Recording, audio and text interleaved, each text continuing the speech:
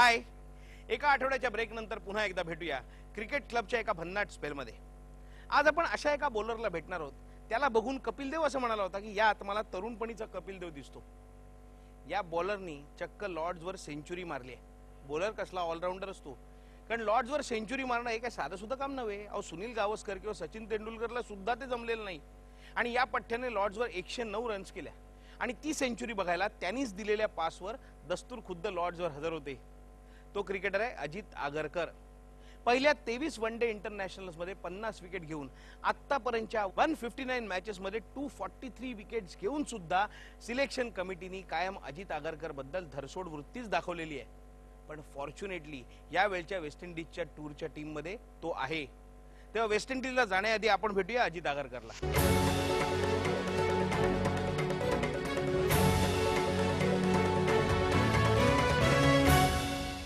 मुंबईने भारतीय संघाला 2 वेगवान गोलंदाज दिले, पण त्यांच्याकडे पाहिल्यानंतर हे वेगवान गोलंदाजी टाकू शकतात असं कुणाला कधी वाटलंच नसतं। एक रमाकांत देसाई आणि दुसरा अजित आगरकर। अजित आगरकर आता निघालाय वेस्ट इंडिजला, पण जाण्यापूर्वी तो आमच्याशी गप्पा मारून गेलाय। तू वेस्ट इंडिज टूरला आता जाणार, मला असं वाटतं की ही तुझ्या करिअरचा एक इम्पॉर्टंट अशी स्टेज आहे असं तुला वाटतं का? ऑफकोर्स आत्ता अबुधाबीमध्ये बॉलिंग रिदम चांगलं होतं। इंग्लंड बरोबर 2 मॅचेस खेळलो तेव्हा चांगलं फिलिंग होतं आणि भरपूर वेळा ॲक्च्युली ते मॅटर करतं की बॉलर असो बॅट्समन असो काय, की एक ते चांगलं फिलिंग येणं इम्पॉर्टंट असतं जेव्हा तुम्ही फील्डवर जाता। आणि आत्ता ते आहे, त्यामुळे बेसिकली मी एक रिदम बॉलर आहे। आय थिंक जेव्हा माझं रिदम चांगलं असतं तेव्हा कॉन्फिडन्स जास्ती असतो मला आणि बॉलिंग ऑब्व्हियसली चांगली होते। नेहमीच विकेट मिळतात असं नाही जेव्हा रिदम चांगलं असतं, पण ॲटलीस्ट तुम्हाला माहिती आहे की तुम्ही बॉलिंग चांगली करू शकता। आता तू व्यवस्थित फिट आहेस, तू फिटनेससाठी काय करतोस? वजन बिजन तुझं काय वाढलं की नाही? वाढवण्यासाठी काय प्रयत्न काय करतोस? फिटनेसचं काम ग्रेग किंग्स आहे, जो ट्रेनर आहे आमचा। तो जनरली आम्हाला प्रत्येकाच्या बॉडीप्रमाणे प्रत्येकाच्या फिटनेसप्रमाणे रुटीन देतो की एखाद्याला वजन कमी करण्याची गरज असते ब्रेकमध्ये, त्याला डिफरंट फिटनेस प्रोग्राम असतो आणि माझ्यासारख्याला ज्याला गरज नाही आहे ॲक्च्युली की अजून वेट कमी करायची, नाही पण त्याला वेगळा प्रोग्राम असतो की तो प्रत्येकाचा रुटीन ठरलेलं असतं आणि जनरली तुम्ही ब्रेकमध्ये ते रुटीन मॅनेज करायला बघता आणि टीम बरोबर असताना you have to do what everyone else does. तुला असं वाटत नाही की वन डे क्रिकेटमध्ये गोलंदाजांवर सतत अत्याचार होत असतो? मग तो पॉवर प्ले असो किंवा बाउंड्री कमी करणं असो किंवा विकेट्स असो, सगळं जे काय आहे ते फलंदाजांनाच दिलेलं आहे। आय थिंक मोस्ट क्रिकेटमध्ये आता तसंच झालंय की विकेट सगळीकडे फ्लॅट होत चाललंय। आय थिंक साऊथ आफ्रिकामध्ये आता फक्त खूप दिवसांनी सिरीज बघितली जिकडे विकेट्स भरपूर हेल्पफुल होत्या बॉलरसाठी, पण अदरवाईज आम्ही ऑस्ट्रेलियामध्ये पण 2003-04 मध्ये खेळलो आणि तेव्हा पण विकेट्स एकदम फ्लॅट होत्या आणि सेम मी 99-2000 मध्ये खेळलेलो तेव्हा विकेट्स भरपूर हेल्प करत होत्या बॉलर्सना, तेव्हा जास्ती पेस आणि बाउन्स होता। यावेळेस एकदम फ्लॅट विकेट्स होत्या आम्ही खेळलो। सो एनिवे आय मीन, आणि इंडियामध्ये तर हल्ली 60-65 यार्डच्या बाउंड्रीज असतात, त्यामुळे बॉलरला फार कमी मार्जिन विरोधात गेलेल्या आहेत, म्हणजे बाउंड्र्या गेलेल्या आहेत, त्याच्यानंतर विकेट्स गेलेल्या आहेत आणि परत पुन्हा 15-20 ओव्हर झालेले आहेत। पॉवर प्ले वाढवलेला आहे, एक नवीन चॅलेंज आहे आय थिंक। हो, आय थिंक त्यामुळे बॅट्समॅन पण जास्ती चान्सेस घेतात, तर तुम्ही चांगली बॉलिंग कराल तर ऑब्व्हियसली चान्स आहेत की विकेट्स पण तेवढे जास्त मिळतील। तो डिफरंट चॅलेंज, प्रत्येक गोष्टीचे आय थिंक ॲडव्हान्टेजेस असतातच। तुला असा मस्त शाईन असलेल्या चेंडूने बॉलिंग टाकायला आवडते का फर्स्ट चेंज टाकायला आवडते? ॲक्च्युली काय फरक पडत नाही। 150हून जास्ती वन डे खेळल्यावर आय थिंक जे रोल मिळतात ते you should be experience enough to handle. कारण start of the season Sri Lanka south आफ्रिकावर वन डेज खेळलो तेव्हा नवीन बॉलने टाकतो, नंतर आय थिंक श्रीशांत आला, नवीन होता, त्याला आय थिंक नवीन बॉल दिला गेला कारण ऑफकोर्स कॉन्फिडन्स देण्यासाठी, आणि त्यांनी चांगलं केलं आता रिसेंट टाइम्समध्ये, नवीन बॉल चांगला टाकलाय। आणि इरफान नवीन बॉल स्विंग करतो। I think Irfan is more effective with the new ball than may be first change टाकणं। सो काय फरक पडत नाही। ऑफकोर्स रोल्स थोडे चेंज होतात, नवीन बॉलनी मे बी तुम्हाला चान्स असतो अटॅक करण्याचा कारण बॉल थोडा स्विंग होतो किंवा काहीतरी हेल्प मिळते। फर्स्ट चेंज टाकताना मे बी तुम्ही विकेट्स घ्यायला जास्ती बघत नाही। जर पहिल्या दोघांनी चांगली टाकली असेल आणि रन्स थांबवले असतील किंवा तुम्ही जस्ट कंटिन्यू करा बघता, कारण दुसरी टीम देन लुक्स की नवीन बॉलर येतो त्याच्यावर थोडा अग्रेसिव्ह राहील। ॲडव्हान्टेजेस आहेत नवीन बॉलने टाकण्याचे की मे बी तुम्हाला विकेट काढण्याचे जास्ती ऑपॉर्च्युनिटीज असतात, पण ऑफकोर्स तुम्हाला तेव्हा पहिल्या 10 ओव्हरमध्ये 2 कॅचेस ठेवायला लागतात आणि फर्स्ट चेंज टाकण्याचा advantages may be at least restriction असले फील्ड तरी आता सर्कलमध्ये राहायला मिळतं नेक्स्ट 5-5 ओव्हरच्या पॉवर प्ले. तर मे बी थोडे ॲडव्हान्टेजेस आहेत आणि डिसॲडव्हान्टेजेस आहेत की मे बी तुम्हाला विकेट्ससाठी तेवढं जाता येत नाही, पण तेवढंच इम्पॉर्टंट आहे की फर्स्ट चेंज टाकताना ॲटलिस्ट ब्रेक थ्रूज मिळवून देणं, कारण नाहीतर ऑब्व्हियसली ती स्टेज असते जिकडे कन्सॉलिडेट करतात बॅट्समन आणि बेसिकली लास्ट 10-12 ओव्हरसाठी विकेट्स हातात ठेवून ते चांगल्या पोझिशनमध्ये राहायला बघतात. डिफरंट रोल्स आहेत. आत्ता लास्ट 2-3 सिरीजमध्ये फर्स्ट चेंज टाकतोय, पण काय जास्ती फरक पडलेला नाही. गोलंदाज म्हणून शेवटच्या त्या हाणामारीच्या षटकात गोलंदाजी टाकणं किती चॅलेंजिंग वाटतं रे तुम्हाला? डिफिकल्ट आहे, स्पेशली कोण मोठा प्लेअर जर राहिला असेल खाली. मोठापेक्षा काही स्पेसिफिक प्लेयर्स आहेत जे डेथ मध्ये जास्ती चांगले खेळतात, की लास्ट 7-8 ओव्हरमध्ये रझाक फार डेंजरस आहे शेवटी. आय थिंक पहिलं नाव मला तरी पटकन येतं. अँड्रू सायमन सारखा कोण असेल शेवटी तर डेंजरस आहे, की पॉवर त्याच्याकडे आहे. तर आहेत असे भरपूर प्लेयर्स आहेत. आय एम शुअर की आता पटकन नावं नाही, पण रझाक इज समवन की जो यॉर्कर्स चांगले मारतो, आणि जो यॉर्कर्स चांगले मारू शकतो त्याला you have to be really precise, की जरा इकडे तिकडे बॉल आला आणि एवढी पॉवर आहे की नुसते बाउंड्रीज पण नाही, छकड्या मारतो. त्यामुळे डिफिकल्ट आहे. स्पेशली हल्ली बॅट्समन जराही रिव्हर्स स्विंग व्हायला लागला बॉल की चेंज करतात, की कलर खराब आहे किंवा बॉल दिसत नाही, काहीतरी रिझन, कारण माहिती आहे, कारण स्विंग होणाऱ्या बॉलला इट्स नॉट एवढं सोपं मारणं. जेव्हा बॉल स्विंग नसेल होतं ऑफकोर्स इझी आहे. अजित, तू भारतामधला रिव्हर्स स्विंग मधला दादा आहेस, तुला सगळे आम्ही दादा म्हणतो.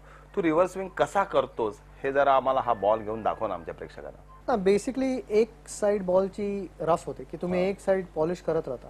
हे इम्पॉर्टंट आहे की दुसरी बाजू एकदम रफ होणं, त्याच्याशिवाय होणार नाही. कारण आणि ही बाजू जेव्हा तुम्ही शाईन करता किंवा तुकी लावता किंवा घाम लावता आणि ती हेवी होत राहते आणि इव्हेंच्युअली हवा इझिली कट करते त्या बाजू, आणि जी हेवी साइड असते ती त्या बाजूला बॉल जातो, बॉल त्या बाजूला स्विंग होतो. हा, म्हणजे गुरुत्वाकर्षणाचा नियम आहे की तिकडे हेवी साइड आहे तिकडे बॉल फिरणार किंवा बॉल तिकडे जाणार इव्हेंच्युअली असं ते. त्यामुळे सिम्पल हे, जर तुम्ही बॉल चांगला मेंटेन केलात तर जनरली होतो रिव्हर्स स्विंग, पण इम्पॉर्टंट इज दुसरी बाजू एकदम ड्राय राहणं आणि रफ राहणं.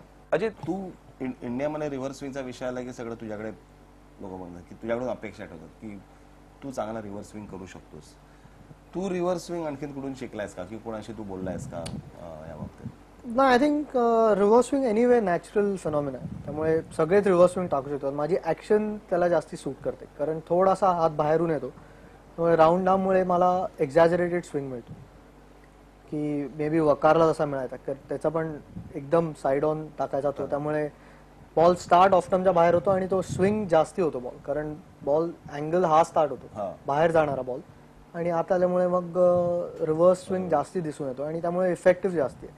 त्यामुळे तुझ्या त्या ऍक्शनमुळे तुला असं वाटतं भरपूर फरक पडतो. आणि थ्रू द एअर टाकणं माझी स्ट्रेंथ होती पहिल्यापासून, आणि त्यामुळे बॅट्समन थ्रू द एअरच्या स्पीडमध्ये बीट होणार, स्विंग होणार तेव्हा बीट होणार. त्यामुळे आय थिंक भरपूर लोकांना ते नोटीस झालं की रिव्हर्स स्विंग टाकतो. आय एम शुअर सगळे बॉलर्सच टाकतात, पण because of my action sometimes आणि स्पीड थ्रू द एअर तो इफेक्टिव्ह झाला. अजित, तुझं जे वन डे क्रिकेटचं करिअर आहे ना ते खूप फुललं, विक्रम केलेस त्याच्यात, पण जो कसोटी क्रिकेटचं तुझं करिअर अजिबात फुललं नाही, असं का?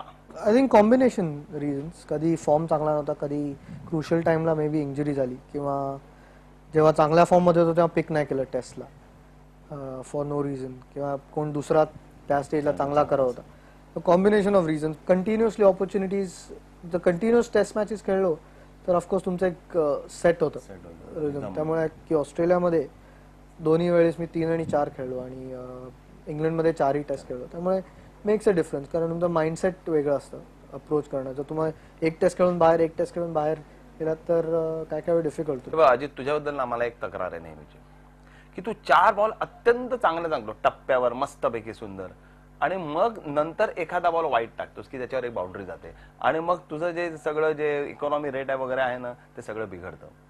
तुला असं वाटतं का?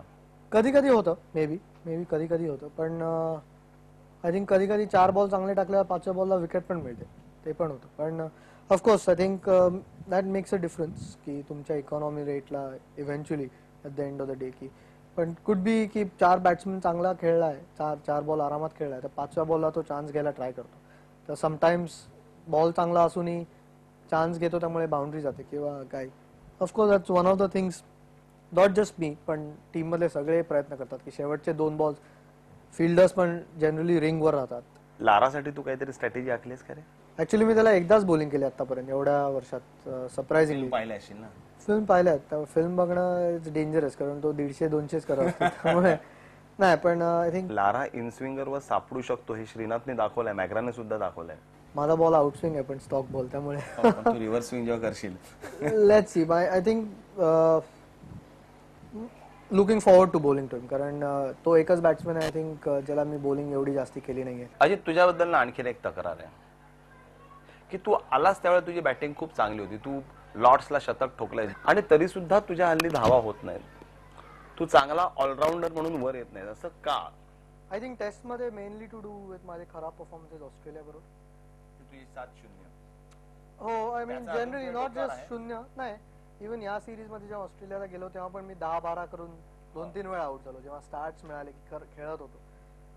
पण नागपूरमध्ये मी त्यांच्याबरोबर केले की 44 नॉट आउट का काहीतरी सेकंड इनिंग मध्ये जेव्हा हारलो आपण टेस्ट मध्ये.